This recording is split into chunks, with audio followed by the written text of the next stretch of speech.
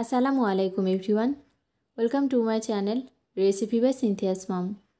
আজকে আমি আপনাদের জন্য নিয়ে এসেছি অনেক লোভনীয় এবং অনেক মজাদার একটা রেসিপি। সেটা হচ্ছে সুজির তৈরি রসমালাই পিঠার রেসিপি। এই পিঠাটা মুখে দিলেই মিলিয়ে যাবে আর স্বাদটাও অসাধারণ। চলুন দেখে নেওয়া যাক আজকের রেসিপিটি।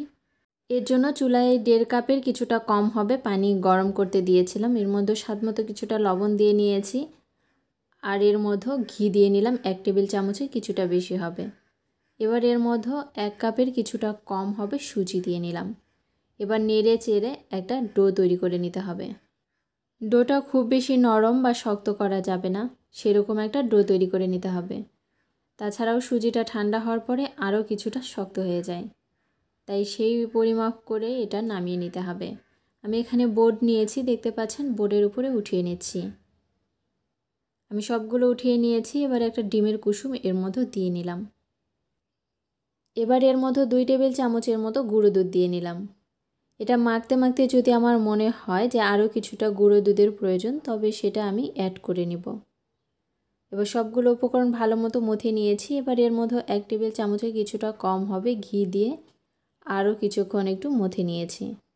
এবার এখান থেকে কিছুটা নিয়ে পিঠার শেপ দিয়ে নিলাম। আমি এভাবে গোল করে বানিয়ে নিচ্ছি। দেখতে পাচ্ছেন সবগুলো বানানো হয়ে গেছে। আপনাদের পছন্দ মতো শেপ করেও বানিয়ে নিতে পারেন। এবার আমি এটা এক সাইডে রেখে চলে যাব চুলায়। চুলায় আগে থেকে পরিমাণ মতো তেল দিয়ে গরম করে নিয়েছি। এবার এর মধ্যে পিঠাগুলো এক এক করে দিয়ে নেব।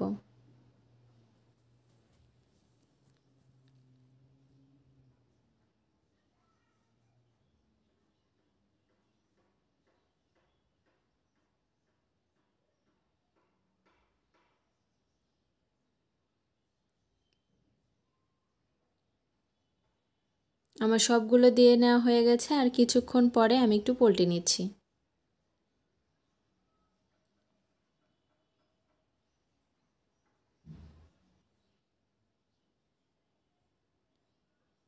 মিডিয়াম আছে এগুলো উল্টিয়ে পাল্টিয়ে গোল্ডেন কালার করে ভেজে নিতে হবে।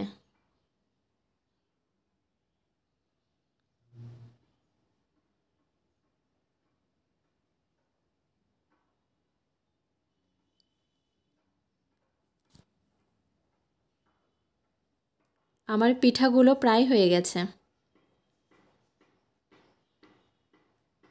আমার পিঠাগুলো পুরোপুরি হয়ে গেছে। এবার আমি উঠিয়ে নিচ্ছি। এক এক করে সবগুলো পিঠা উঠিয়ে নিব। এদিকে আগে থেকে 1 লিটার দুধ জাল করে অনেকটা ঘন করে নিয়েছি। এবার একটু নেড়ে নিচ্ছি।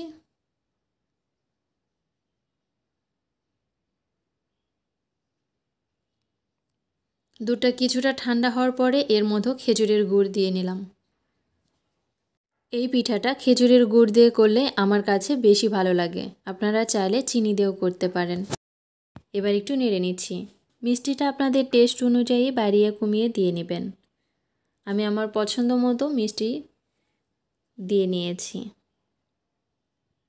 গুড়টা ভালো মতো মিক্স করা হয়ে গেছে। এবার কিছুক্ষণ একটু জাল করে নেব। এবার এর মধ্যে 2টা সবুজ এলাচ দিয়ে নিলাম। আপনারা চাইলে এলাচের গুঁড়োও দিতে পারেন। দুধটা যেহেতু আগে থেকে জাল করে নেওয়া, এজন্য এখন বেশিটা জাল করতে হবে না। আমার শিরাটা জাল করা হয়ে গেছে। এবার আগে থেকে যে পিঠাগুলো ভেজে রেখেছিলাম সেটা এর মধ্যে দিয়ে নিচ্ছি। আমি সবগুলো পিঠে দিয়ে নিয়েছি, একটু নেড়ে নিচ্ছি।